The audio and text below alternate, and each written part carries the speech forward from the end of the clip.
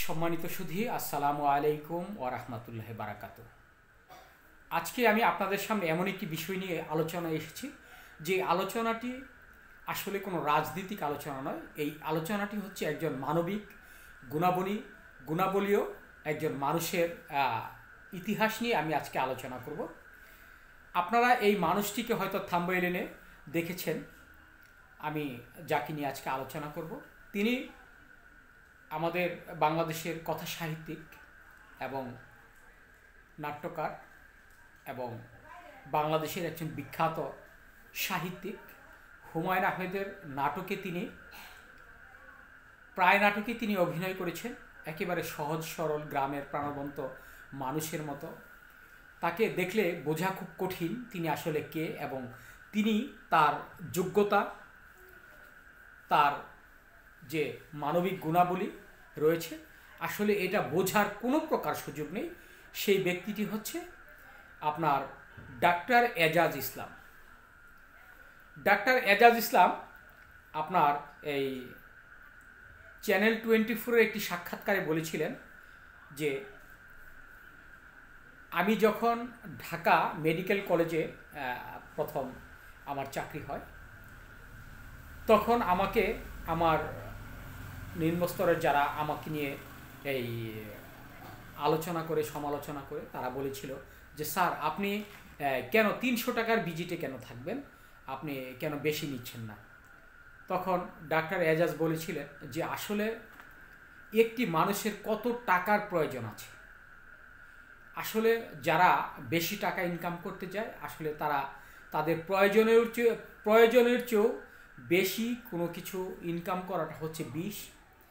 এই কথাটা কিন্তু আমরা ডক্টর আবুল কালাম সাহেবের কাছ থেকেও তার একটি উক্তি ছিল যে প্রয়োজনের অধিক যেই সম্পদ সেটা হলো বিষ। ঠিক ডাক্তার এজাজ ইসলাম এই কথাটাই তিনি বলতে চেয়েছিলেন যে একটা মানুষের কত টাকার প্রয়োজন আছে। আসলে এই একবিংশ শতাব্দীতে এসে আমরা এখন ডাক্তার, অনেক সময় মানুষ বলে থাকে ডাক্তার হচ্ছে কসাই। আমি এই কথাটা বলবো না, কারণ আমার অনেক বন্ধুবান্ধব রয়েছে ডাক্তার। এই আমার খুব প্রিয় একজন বন্ধু রয়েছেন, তিনিও বিসিএস ক্যাডার এবং বাংলাদেশের একজন স্বনামধন্য ডাক্তার, ডাক্তার আসাদুজ্জামান আলো। হয়তো তিনি যদি এই বিষয়টা শোনেন যে আমি ডাক্তারকে আসলে কসাই বলেছি, তা হয়তো বিষয়টা একটু অন্যরকম হয়ে যায়। যাই হোক, আমি আজকে ডাক্তারকে আমি কসাই বলছি না, এটা সাধারণ মানুষের চিন্তা ভাবনা থেকে আমি কথাটা বলছি। কথিত কথাটাই কিন্তু মানুষের মুখে মুখে রটে যায়। আসলে এই ডাক্তার এজাজ ইসলাম তিনি অনেক বড় মাপের একজন ডাক্তার। তিনি বলেছেন যে আমি আসলে কেন 300 টাকা ভিজিটে রয়ে গেলাম, আমি কখনোই এই 300 টাকার উপরে যেতে চাই না। তার কারণ 300 টাকায় আমার ফ্যামিলি চলে। আমি সরকারি একটা বেতন পাচ্ছি, সরকারি ভাতা পাচ্ছি, এবং আমি একজন সরকারি কর্মকর্তা, যার কারণে আমার ছেলে মেয়ে এবং আমার স্ত্রী এতে সন্তুষ্টি, আমি যতটুকু ইনকাম করি। আসলে ডাক্তার এজাজ ইসলামের কথায় আমার চোখে পানি এসেছিল।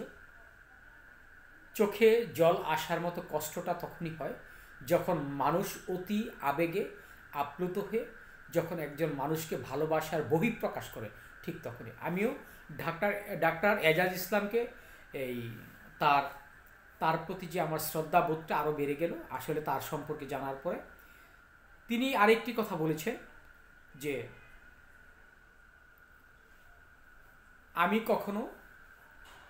আমি যখন কোনো চেম্বারে বসি তখন বাহিরে ফিস নিতে আমি দেই না, আমি নিজের হাতে নেই। তার কারণ হচ্ছে বাহিরে যদি ফিস নেয় তাহলে দেখা যায় যে তাদের কাছে অনেকের কাছে টাকা কম থাকে, আর যারা ফিস নেয় তারা কিন্তু 1 টাকাও কম নিতে রাজি না। কিন্তু আমার কাছে যখন আসে তখন আমার কাছে 200 টাকা দিলেও আমি তাদেরকে কিছু বলি না। এই যে একটা বিষয়, এই জিনিসটা অত্যন্ত মানবিক দৃষ্টিকোণ থেকে বলা, এবং একজন সমাজসেবক, একজন আপনার সেবক না হলে এই কথাটা কখনো ডাক্তার এজাজ ইসলামের কাছ থেকে আমরা শুনতে পেতাম না।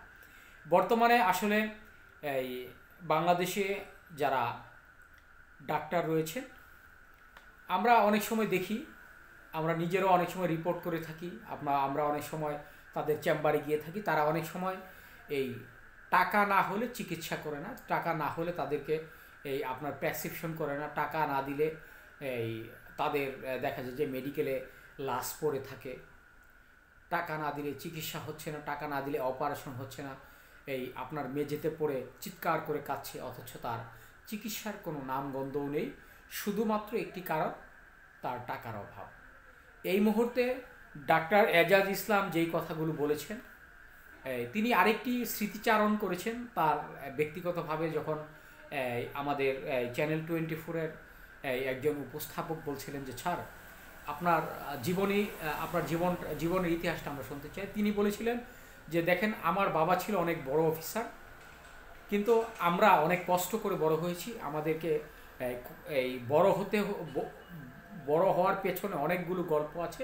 সেই গল্পটা হচ্ছে, আমাদের ফ্যামিলির 4-5 জন সদস্য ছিল, আমরা একটা ডিম কখনো একা খেতে পারতাম না। আমার মা একটি ডিম ভেজে 6 ভাগ করে এই আমাদেরকে 6 জনের প্লেটে দিত। আসলে এখন এই মুহূর্তে আমরা যারা ডাক্তার কিংবা এদেশের এই 8ম গ্রেডের যারা কর্মচারী রয়েছেন, তাদের পরিবারের ছেলেরাও কিন্তু এই কথাটা বলবে না। তার কারণ হচ্ছে তারা এই কষ্টটা পায় না। তাদের বাবা পরিশ্রম করুক আর না করুক, তারা এদেশের যে সম্পদ, এদেশের যে সরকারি যে ফান্ড, এই ফান্ড পাওয়ার পরেও তারা অতিমাত্রা কিংবা অতিরিক্ত কিছু পাওয়ার জন্য মানুষের গলা চেপে ধরতেও তারা দ্বিধাবোধ করে না। এই বিষয়টা আমরা এই বর্তমানেও দেখছি, অতীতেও দেখেছি, হয়তো ভবিষ্যতে থাকবে কিনা আমি জানি না, তবে ভবিষ্যতেও হয়তোবা এই বিষয়টা আমরা দেখব। কিন্তু পৃথিবীর সব মানুষ সমান নয়। আমরা আজকে ডাক্তার এজাজ ইসলামের মুখ থেকে যেই আলোচনাটা শুনলাম, তার যে সহজ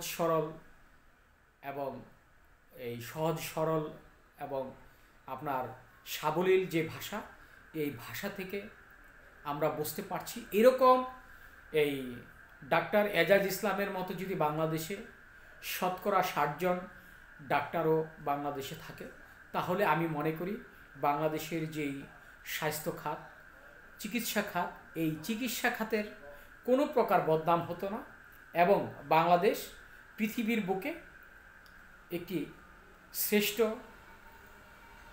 মানুষ হিসাবে স্বীকৃতি পেত এবং শ্রেষ্ঠ মানবিক ডাক্তার হিসেবে আমরা তাদের পরিচয় পেতাম।